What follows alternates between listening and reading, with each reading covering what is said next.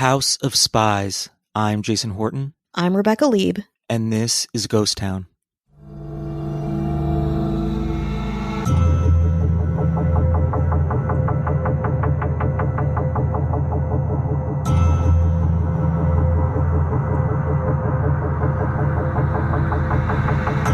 On the shore of Lake Jackson in Manassas, Virginia, is a sturdy fortress of a building. Though it looks important, it simultaneously looks nondescript, a large estate fortified with these beige, large walls. But beyond the walls, Alvictus, the estate's mysterious name, holds some even more alluring secrets, as it has become one of the most famous secret refuges for defecting Russian spies and celebrities alike. We're talking this Friday about Alvictus, the United States' most famous safe house.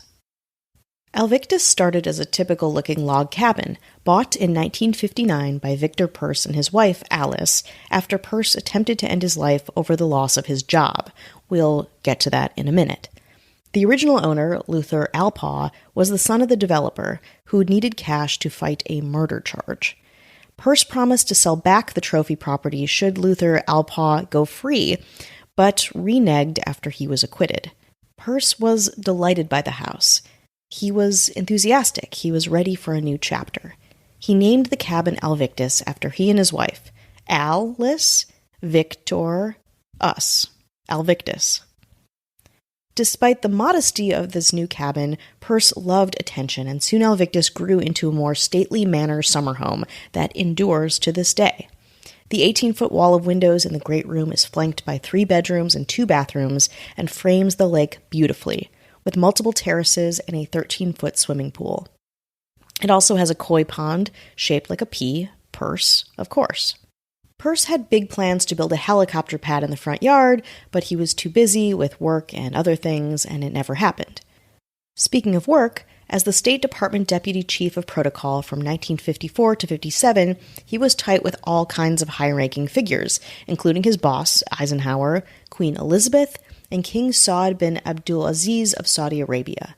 In fact, Peirce was so close with the Saudi king that he gifted Alice her own $3,000 Oldsmobile convertible.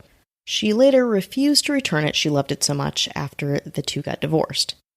When Peirce remarried another woman, the Queen Elizabeth herself sent a new set of china as a wedding gift.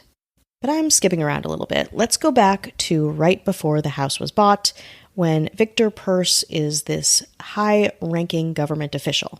He was there, he was loving it, but the good times can't last forever, and eventually Peirce was forced out of his protocol post. Though it was legal at the time for officials at state to accept gifts, Peirce's protocol chief, Wiley Buchanan, resented the younger, popular, handsome deputy, whom he found tasteless and undiplomatic. But even though 1957 found Victor Peirce unemployed, he had Alice, who worked for what was then the government printing office. She became wealthy overnight through a record multi-million-dollar legal settlement, the result of nearly being killed in an auto accident involving a Greyhound bus. A lot of that money was put into the newly bought Alvictus, though again, not a helicopter pad. Let's take a break. In 1959, Alvictus became a party house, a place for foreign dignitaries and government officials to go away, relax, and even take cover.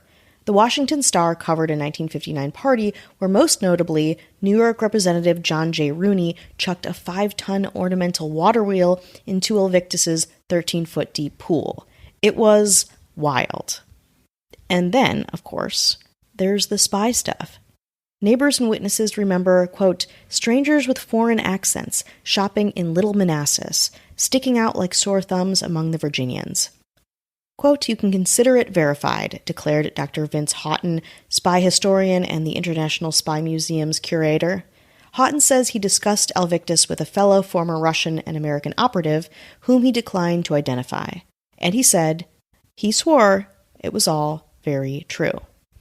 In 1960, just 1 year after building up their beautiful house, Alice and Victor divorced and Victor Peirce moved to Florida, where he saw out a 3rd and 4th marriage, both ending in divorce. Alice was still living at Alvictus for a time, and they leased the space to the CIA between 1965 and 1968. Eventually, Alice retired and moved back to her native Wisconsin. And in 1983, Victor sold Alvictus to a woman named Catherine Peters, who lived there with her daughter, Iwana Jordan, for 11 years, and saw Peirce socially. Quote, Victor told my mother and me that it was used as a CIA safe house during the JFK days, says Jordan, who described Peirce as cocky, abrupt, charming, and outrageous. Quote, but he adored and loved Alvictus, she says. Peirce died in 1994, and subsequent owners have expanded and modified the home, but it still looks very much like itself, like a mid-century safe house. In 2011, journalists Roberta Baskin and Jim Trengrove, who built careers covering politics and unmasking fraudsters, bought the place pretty much on a whim. Quote, buying Alvictus was totally spontaneous, says Baskin. If we really thought it through, we wouldn't have done it, and we are so glad we did. Almost 2 years into it, we still wake up and say, wow. The two love their home, they love the history around it, and leaning into the spy house theme, the couple had a tall bookcase built into one end of a guest room. On the far left of the middle shelf is a book called, quote, Basic Marketing, a Managerial Approach.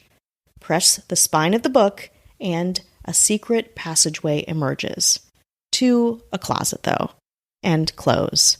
Unfortunately, not to any highly sensitive, covert Russian secrets.